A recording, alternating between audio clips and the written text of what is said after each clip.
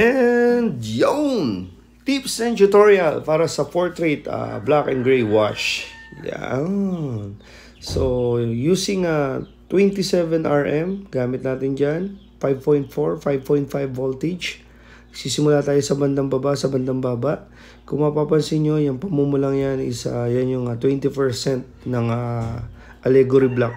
Isang patak, tapos pure ink mixing solution ng Tech product.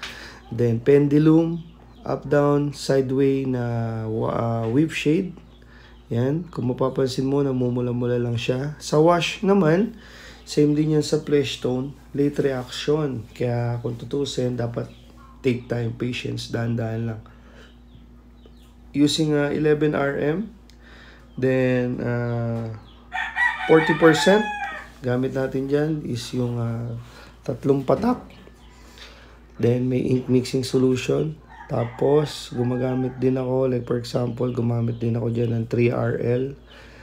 Para kang gagamit ng 3RL na may bloodlines. Pero ginamit ko dyan is 40%.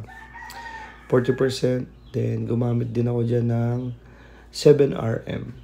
Yan. Yung 7RM, kung mapapansin nyo, masyadong dark, di ba? Pero mid-tone lang yan. 40% lang yan.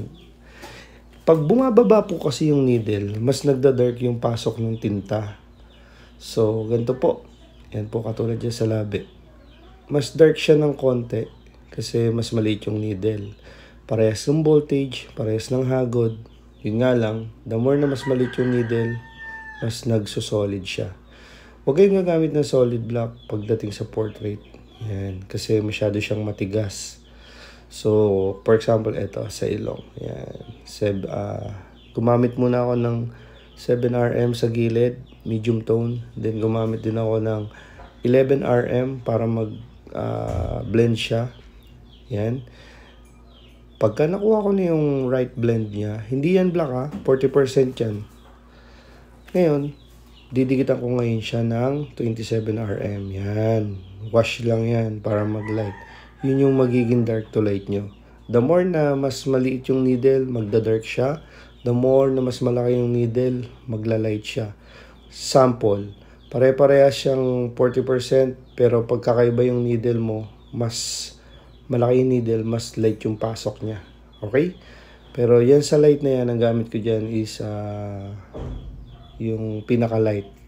Kumbaga, sinasawsaw ko yung 20% sa light.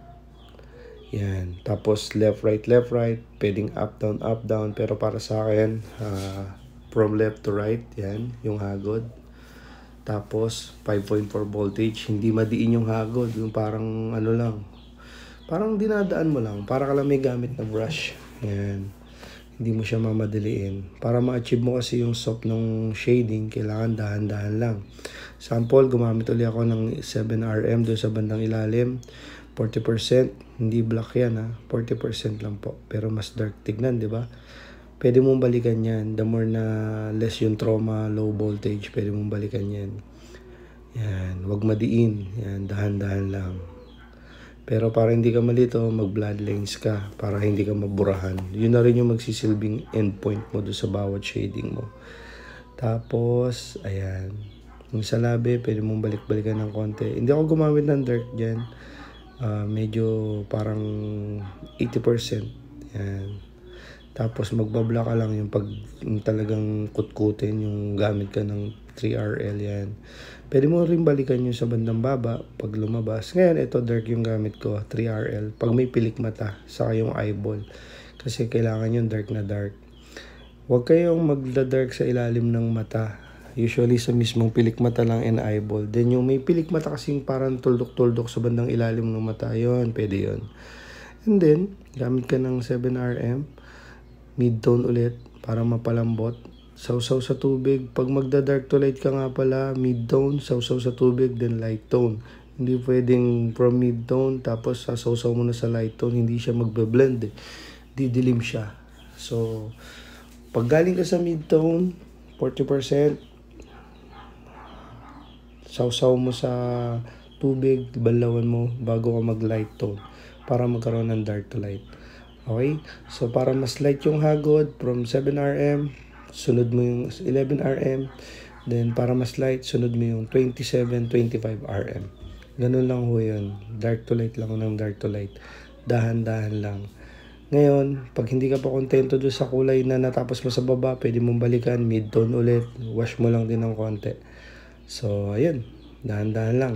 Using Tech Product Philippines ng MLC Tattoo Supply, diyan kayo order ng pang stencil. Kita nyo, sobrang kapit na kapit. Simulan natin dito sa, yan. Kung mapapansin nyo, nagtuldok-tuldok ako sa bandang baba ng pilik mata. Yan. Dark tone, hindi siya black. Pwede ring black, depende kung ano yung hinahanap ng design. Yan. Kung mapapansin nyo, sa bandang eye bag, gumamit ako dyan ng light tone pero 7RM. So, yung light tone, pag 7RM yung ginamit mo, para siyang mid-tone. Pero hindi siya sobrang dark, hindi rin siya sobrang light. Pero pag ginamit mo dyan sa bandang eye bag is light tone. Tapos 7RM, medyo sobrang light na light siya. Saktong-sakto yung 7RM. Yan. So yan, nagba-bloodlines ako. Then solid black sa bandang pinaka-eyeball. Pero titignan nyo rin yung reference. So sundot-sundot lang. Yan. Kunin mo lang yung pinaka-dark. Then light lang yan. Parang wash lang yan sa bandang ilalim ng mata. Pag kasi dinark mo yan, titigas, magiging cartoonic. Ngayon, yung light sa bandang eyeball, bandang eye bag, pwede mo pa siyang daanan ulit para mag-dark siya. Doon naman sa eyebrow, yan, light lang. Kunin mo yung blend ng eyebrow, yan. Using 7RM, mid-tone, dahan-dahan, para ka lang nag-embroidery. Yan. So, pwede mo siyang balikan ng balikan hanggang makuha mo yung gusto mong texture. So, sa mata, balikan mo pag nag-subside yung kulay, kunin mo yung dark to light. Yun nga pala linya sa bandang taas ng mata, hindi yan solid black. Mid-tone lang yan. Then, dahan-dahan lang yung hagod para mag-line ng konti. Then, pag may line ka na ng konti dyan, pwede mo siyang balikan ng 7RM para magkaroon ng mid-tone ulit. Then, yan, wash mo ng konti, dark pa rin yan. Ngayon, para ma-soft siya, papasukan mo siya ng 25 RM mamaya. 25 or 27. Ayun, kita nyo? Para kung hindi sa nakakalam ng mid-tone, ang mid-tone po ay kalagitnaan ng kulay. Dapat lagi ho kayo may gitna. Pwede kayo mag-start sa light, pwede kayo mag-start sa mid-tone. Huwag kayo mag-start sa dark. Kasi mahirap mag-start sa dark, mahirap magbawas. Laging tandaan, madali magdagdag kaysa magbawas. So, yung light mo, magugulat ka, after 5 to 10 minutes, nagda-dark pa siya. So, better advice, low voltage, dahan-dahan, using a tech, glide, yung pamahid, yan. Parang sa buhok, yan. Kumbaga magla-light dark ka muna, and then pag nag-subside, pwede mong balikan ulit. Then, pwede ka mag-lining, parang line works para magkaroon talaga siya ng detail. So, ayun.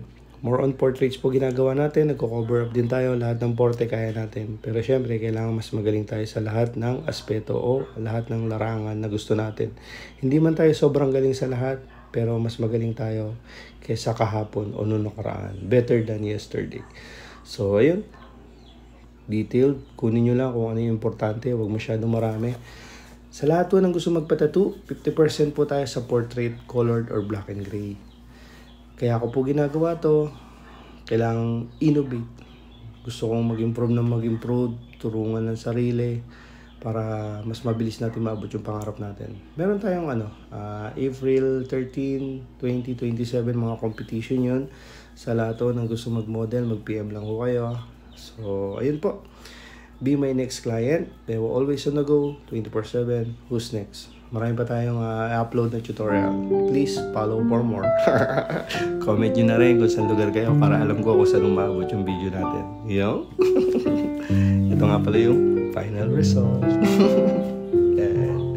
So, pag napagod, magpahinga. Hindi natin nalagay yung detail ng damit niya o yung balong niya. So, yan.